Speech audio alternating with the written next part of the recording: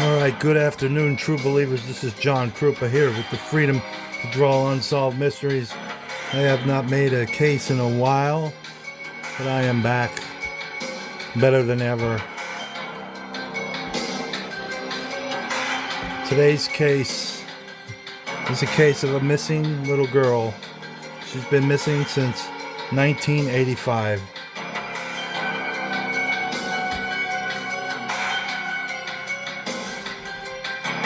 She is from Butler County, Pennsylvania. We have been focusing a lot on Pennsylvania cases, and this is one of them. Join me as we take a look into this little girl's case. She got off her school bus and was never seen again. This is the case of Cherrie Mahan.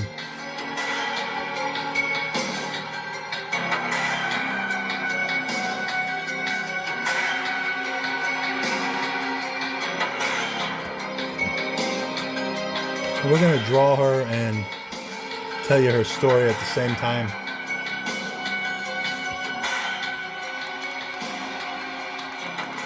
On today's episode of Freedom to Draw Unsolved Mysteries.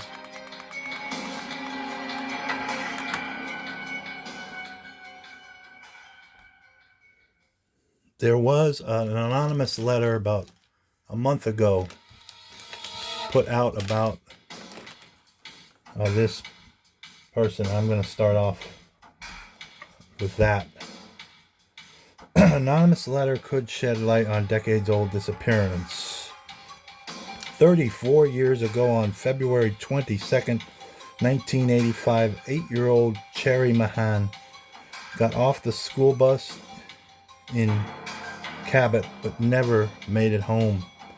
Now in 2019, her mother told investigators she hopes an anonymous tip will help police crack this cold case. Okay, so apparently three other women besides this one have already come forward saying that they were Cherrie, and all three of those women have been debunked. That is not the story I'm trying to get here.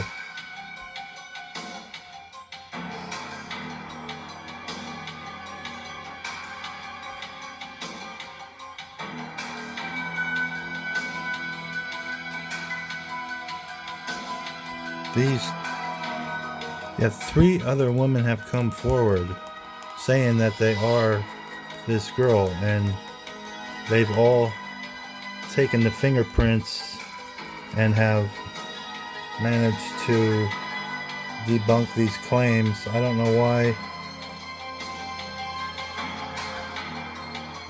people are wanting to say that they're this girl for some reason.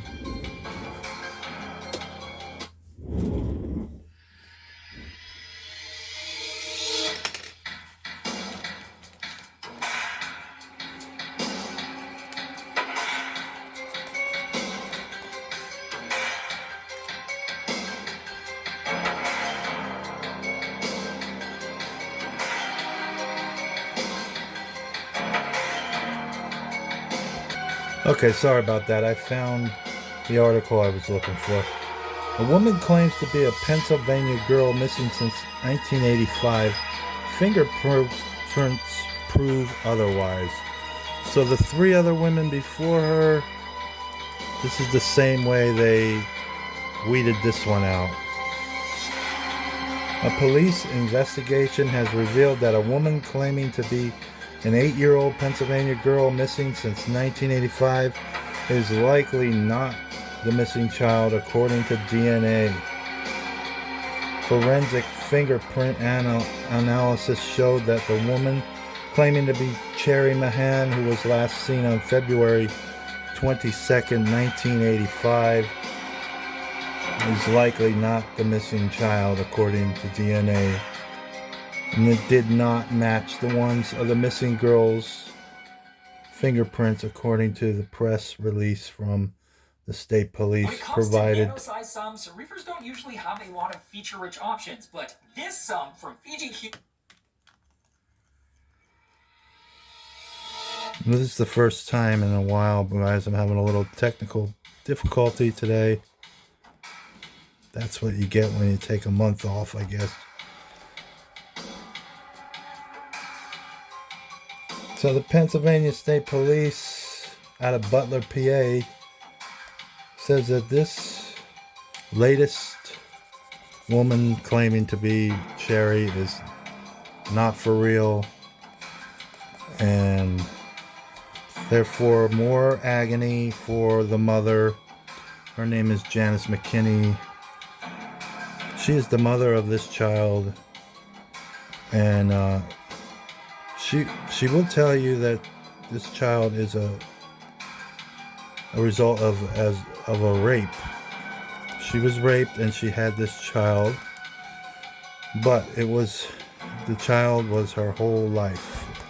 She had it at a young age. She was 15, I believe, and she was with her every day. It said that this was the only day that she chose not to walk down the hill. She lived right up a hill, minutes away from where the bus let her off. Cherry did, and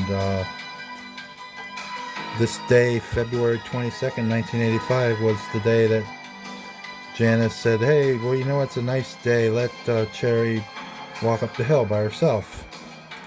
And when they heard the bus stop, there's witnesses that say they saw Cherry get off of the bus, and there's witnesses saying that she congregated with a couple of her friends. The reason why they congregated was because they had a play date that day. It was a Friday, so no school. School was over, and this was the start of the weekend, and Cherry was excited. So the group of friends that were involved in the play date congregated at the bus stop. They probably made plans for later, and then they dispersed. The other little girls went into the mom's car that was waiting for them. The mom knew Cherry, and she saw her walking up towards her house. She also saw a suspicious blue, well, some reports say it's bluish green, and some say it's a bright blue van. It was a conversion van, an 80s style one. It had the bubble window in the back. You know, the windows that stick out. They look like a space shuttle. So it had that distinct quality about it.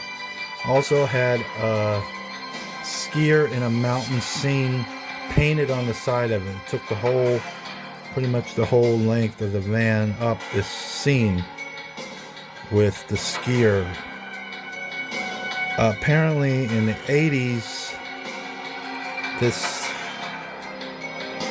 the vans with the murals on it were pretty common, so police were unable to track this van down. There was also another vehicle that the mom said that she witnessed, but she did not remember what kind it was or what it looked like or even what color it was. She pretty much probably was focusing on the bright blue or bluish green van. I mean, that would capture anybody's attention, especially with that mural on it. She's probably looking at that. And she said she saw Cherry walk past that van, but she did say there was another vehicle there, and she just figured it was somebody waiting to pick up their kid. She was the last person to see Cherry around.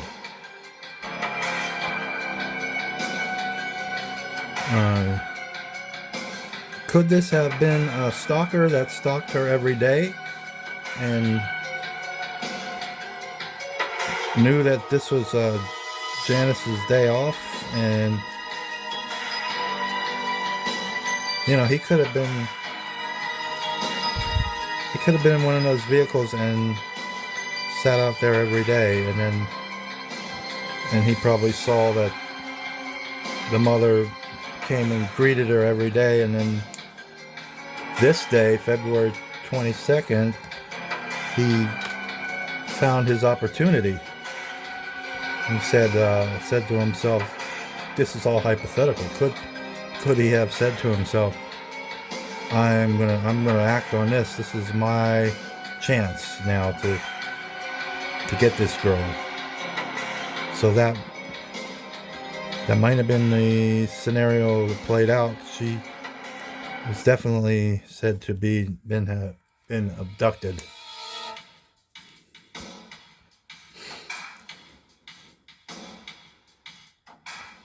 This latest claim is not the only one. There's been 3 other women, one in 2004, I think, and one in 2019, and then another one in another year. I don't know offhand. They all said they claimed to be the long lost Cherrie Mahan, just all grown up. But was this the man that raped Janice? Did he stalk this child every day? Did he wait out there by the bus stop every day? This was in a rural setting, and she was last seen with well, I remember that she had Cabbage Patch earmuffs, and I don't remember what else. So that means, it was cold out. There was snow on the ground, they said. So this most recent woman that said she was Cherry has been debunked. It's not the girl. She is still missing. And this case is considered an active case. They are still taking tips on this. They say technically it's not a cold case, but it's 39 years old. So, in my opinion, I consider it a cold case. But they're still getting active tips on this. This is in Western PA where it happened. This is Butler County, towards Pittsburgh. Towards Pittsburgh, out in a rural part of that area, Butler County. I don't know much about that area, but it was said to have been very rural, very relatively crime-free.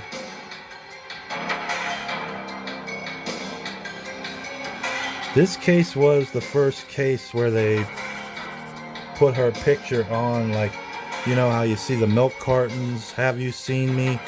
This was the very first case where they did that type scenario. Bundled in a gray coat over her blue leg warmers and denim skirt, the 8-year-old girl got off the school bus in Cabot, PA on February 22nd, 1985. So she had blue leggings on, denim skirt, gray coat, and a Cabbage Patch Kid earmuffs. She was only about 100 yards from her home, but she never made it there.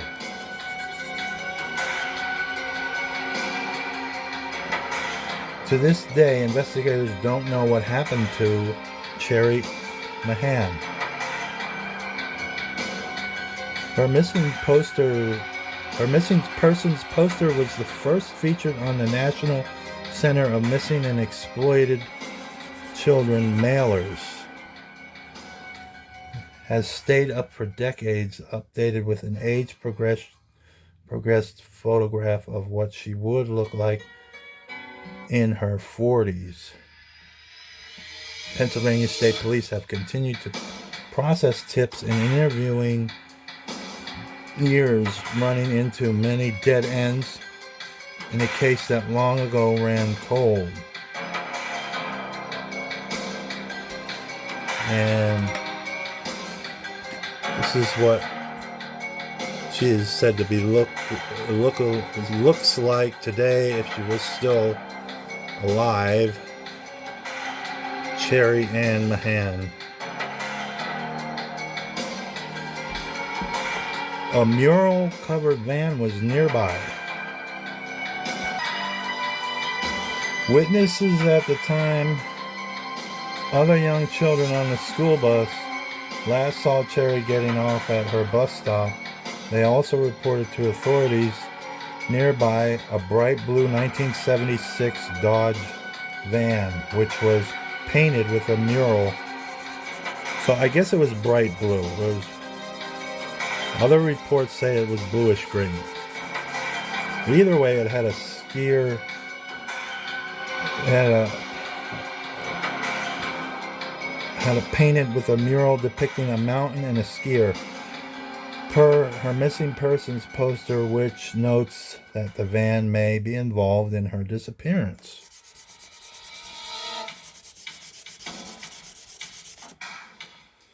The poster includes few other clues about what happened that day.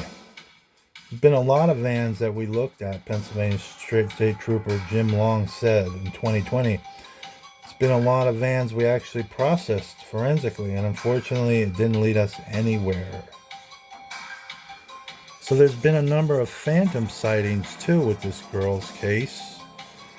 Cherrie's body has never been found, and police are still investigating the case as a missing persons case as opposed to a homicide. It's 39 years later, guys. The age progressed photograph released by the National Center of Missing and Exploited Children suggests what Cherrie might look like if she survived into adulthood. Investigators previously reported on several phantom sightings of the woman who looked like a grown Cherrie in both Michigan and New Jersey, which police have now ruled out. Another woman once called the nursing home where Cherrie's mother works, saying that she was Cherrie, per the outlet. Police compared family photographs and took the woman's fingerprints and ruled her out too. I don't know why this girl is... people want to try to be her. Like, I don't understand that. That doesn't make any sense to me. That would just do harm, in my opinion. Giving the mother false hopes. That's just not right.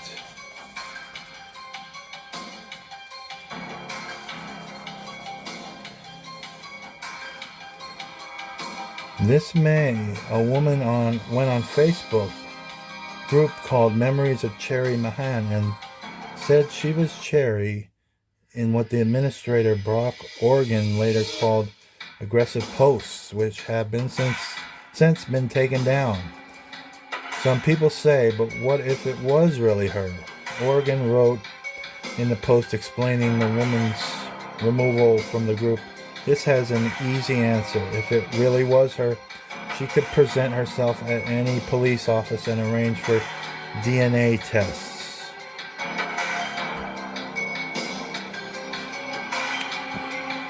Which, without reaching out to people online and making aggressive claims.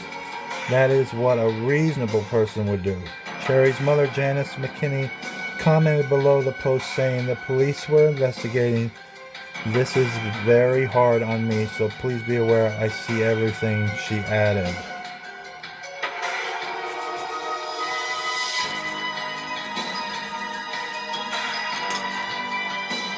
There was also a handwritten letter in the 2010s. Cherri's mother received a handwritten letter purporting to detail how the little girl had been killed and where she was buried. It was very graphic and cruel to me, McKinney said of the letter in an interview with investigators in 2020. I pray you find some peace after you find her body, the person concluded in a letter, signing off as Pastor Justice. Investigators reported after speaking with McKinney. She handed it over to police, and the letter sparked the investigation anew. We actually followed up to the point where we were investigating people outside of Pennsylvania. Trooper Long told investigators, adding that the FBI joined the investigation. McKinney traveled with the authorities and cadaver dogs to the property noted in the letter, but again, they ran into a dead end. Unfortunately, that letter as a whole hasn't been very fruitful to this point, Long said at this time. Could this letter be from the real person that took her and did whatever to her? Or are they playing games with authority? This, I don't know. Or is it just some punk kid with nothing else better to do? Who knows? We don't know. Her mother's theory is when she was 16, McKinney gave birth to Cherri, and McKinney said she became pregnant with her daughter after she was raped. Biological father was never charged with the rape. She was it for me, everything, she told investigators. I never left that house without her. We were always together. We grew up together.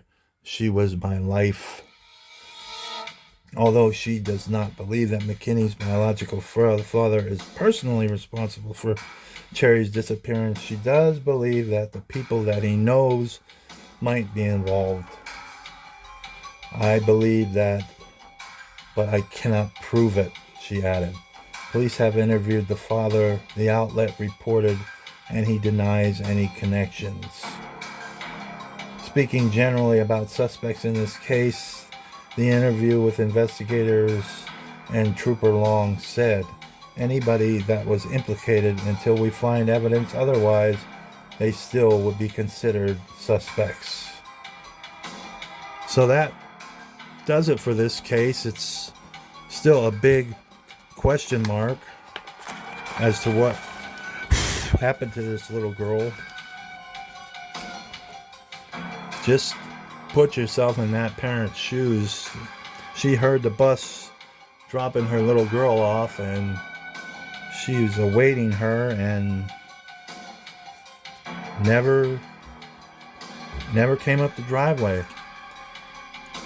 And I know the Adam Walsh case happened in 82, so this was only a couple years after that. The mother must have been terrified, and still probably is terrified. So, guys, if you know anything, you have to reach the proper authorities. Don't tell me. I just draw them. I don't solve them. Until we meet again next time. This is the Freedom to Draw Unsolved Mysteries, guys. Peace out.